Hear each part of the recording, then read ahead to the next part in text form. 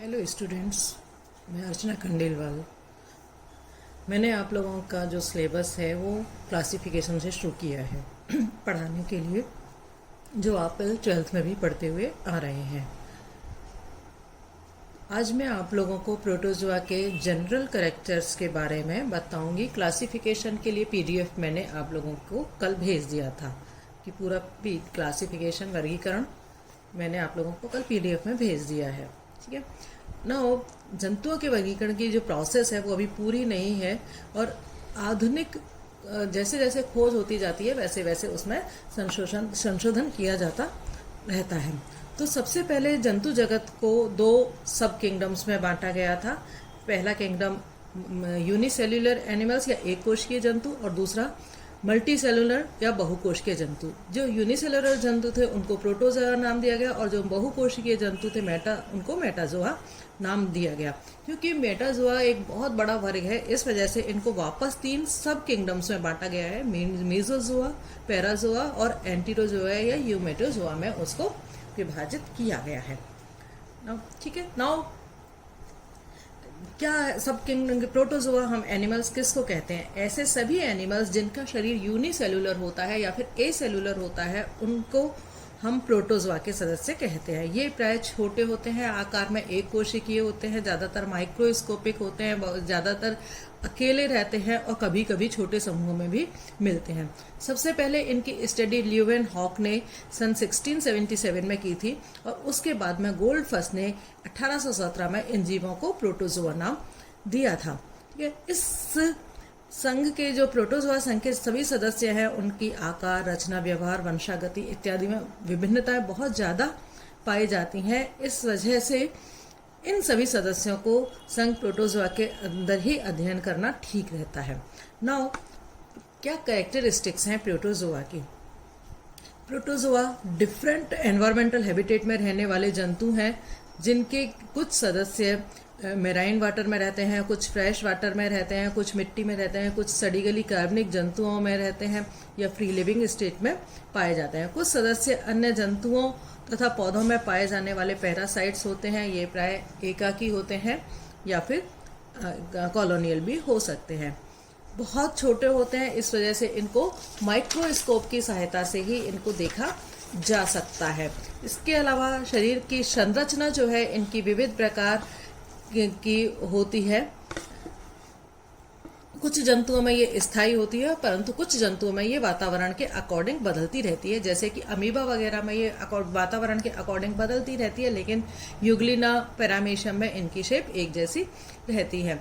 तो कुछ जंतुओं में इनकी शेप जो है स्थायी रहती है और कुछ जंतुओं में बदलती रहती है। इन जंतुओं में का जो शरीर का गठन है वो जीव द्रव्य स्तर पर होता है, क्योंकि एक कोशिकीय जीव में जीव द्रव्य पाया जाता है और उसके अंदर सेल ऑर्गेनेल्स जो हैं वो पाए जाते हैं। तो इस वजह से इसको यूनिसेल्युलर एनिमल्स कहा जाता है, और ये रचनाएं अब सभी अपने कार्य करने के लिए विशिष्ट होती हैं।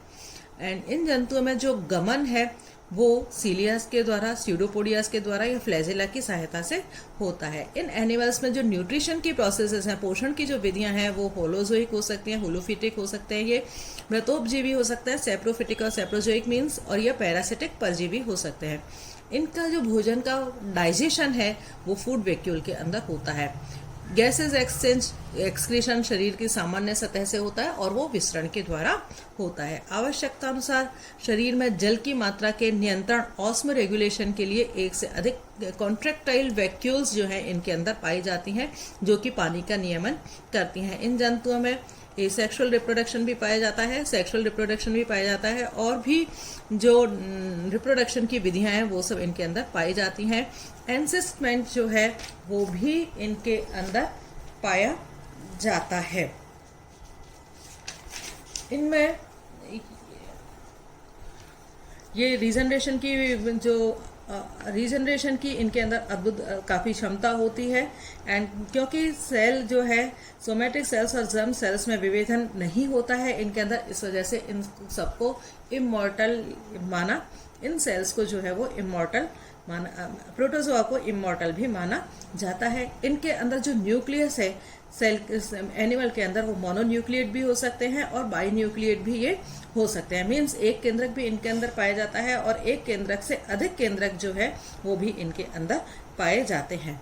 तो प्रोटोजोआ का जो क्लासिफिकेशन है वो उनके गमनांग लोकोमोटरी ऑर्गन्स के आधार पर इनका क्लासिफिकेशन किया गया है।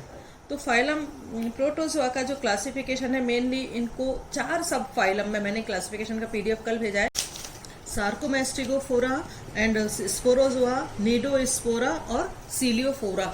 4 जो हैं इसके सब फाइलम जो हैं, इन सब 4 सब फाइलम में इसका क्लासिफिकेशन जो है किया गया है। ठीक है, तो आज से ये क्लासिफिकेशन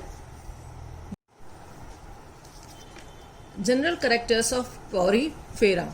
पॉरीफेरा के जंतु जो हैं वो निम्न श्रेणी के होते हैं, बहुकोशिक होते हैं और इनका जो शारीरिक संगठन होता है वो सेलुलर लेवल का होता है। इसमें स्पष्ट ऊतकों और अंगों का अभाव होता है। जलीय प्राणी होते हैं, अधिकांश समुद्रवासी होते हैं और कुछ फ्रेश वाटर होते हैं। ये एकल भी हो सकते हैं, कॉलोनियल भी हो सकते हैं, स्थानबद्ध भी होते हैं, सिसाइल भी ये हो सकते हैं। इनके शरीर की जो आकृति है वो फूलदान वैस के जैसे हो सकती है, सिलेंड्रिकल बेलनाकार हो सकती है, ट्यूबुलर नली के आकार की हो सकती है, गद्दी के जैसे हो सकती है और ब्रांच्ड भी हो सकती है, ब्रांचेड शाखान्वित भी ये हो सकते हैं। सिमेट्री रेडियल सिमेट्री होती है या फिर कोई सिमेट्री इनके अंदर नहीं पाई जाती है। शरीर भित्ति में भी बाहर की ओर इनके अंदर पिनेकोडर्म होता है। 2 ही जर्म लेयर पाई जाती है, बाहर की तरफ वाली जर्म लेयर को पिनेकोडर्म कहा जाता है और अंदर की जर्म की जो लेयर होती है उसको कॉइनोडर्म कहा है। और इन दोनों जर्म लेयर्स के बीच में जिलेटिन पाया जाता है या एकोशिकीय या मेसेनकाइम जिसको हम कहते हैं उसके अंदर पाया जाता है।